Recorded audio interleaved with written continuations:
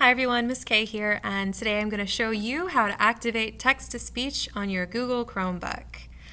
Okay, so first thing you have to do is the program we're using is baked right into Chromebook, so we have to go into the Chromebook's settings.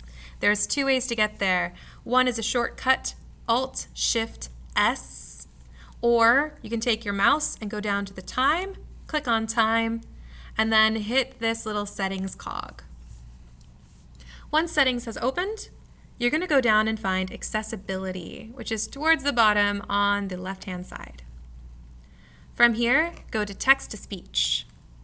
And once you're in text-to-speech, go to select-to-speech and turn it on. Now, there are some settings you can mess with. You can, for example, change the language. You can go through and change the voice, which voice it is. You can talk about how high or how low. So you can mess with all the settings right in there. I'm just going to go for what it's got. From here, it's now activated. You can tell it's activated because down in the bottom corner, you see this little circle with a speaker in it. Now, this says it's already ready to go. And we just have to select some text and it'll speak it to us. So I'm going to select some text here. Let's go into, I don't know, submitting printed work into Google Classroom. All right. I'm going to select the text I want it to read to me. Just kidding, I have to edit material because I'm the boss of this one.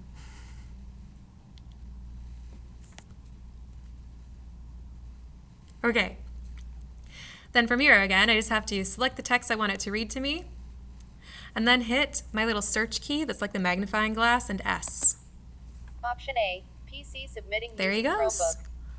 From the launcher, select the camera app. Okay, he's just going to keep talking until I tell him to stop talking. Now, I'm going to hit pause, which I could actually click it or hit the space bar. That's going to make her stop talking. If I hit it again, Scan to match your document corner. she's going to keep going. Now, if I reach the end of what I selected to speech, I could just hit this little next button and it'll read the next line for me. Another way I could do this, rather than select one and go, is if you click the little speaker button, it'll turn into this little square with an arrow. That means I can select more than just one thing. So I'm going to select this whole page here. Open book memo submitting And there he printed work goes. to Google He even Classroom. read the emoji. Option A, PC submit.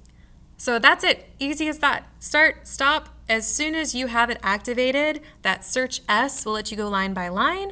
If you want to do more at one time, you can either highlight more at one time or use the purple box to get more at one time. This will do anything. So that was inside of Google Classroom. You could also do any PDF notes that you're taking.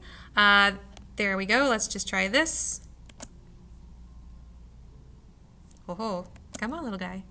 See, he doesn't want to do the shortcut there. So if he doesn't want to do the shortcut, what do? We go down to the bottom. We're going to use this guy again and say, hey, I wanted you to read this. Displaying O2 Planetarium Now, Companion. why Sun it's and Moon doing patterns. this is that it's a PDF. Google Vox is not the biggest fan of PDFs, but if you make it read it using the select screen, it's going to announce what PDF it is, and then it's going to start reading it for you. Dot. The day-night cycle.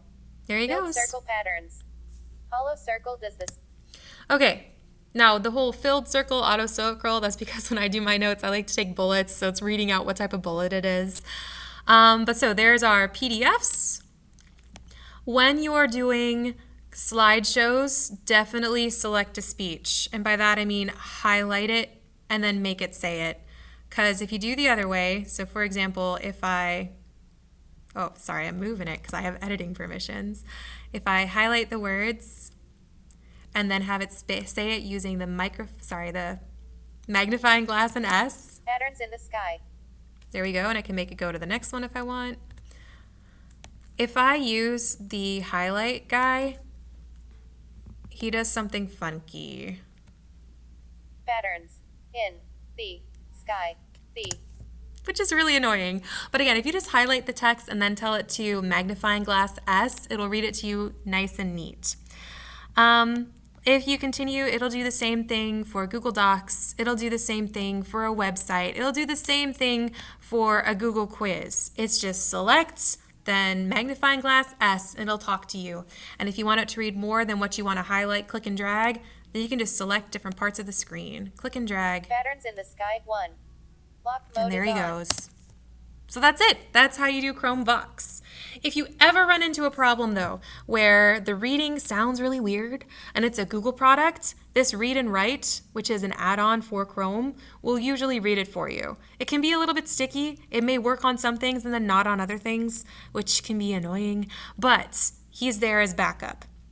And super duper backup. There's an extension called Speechify.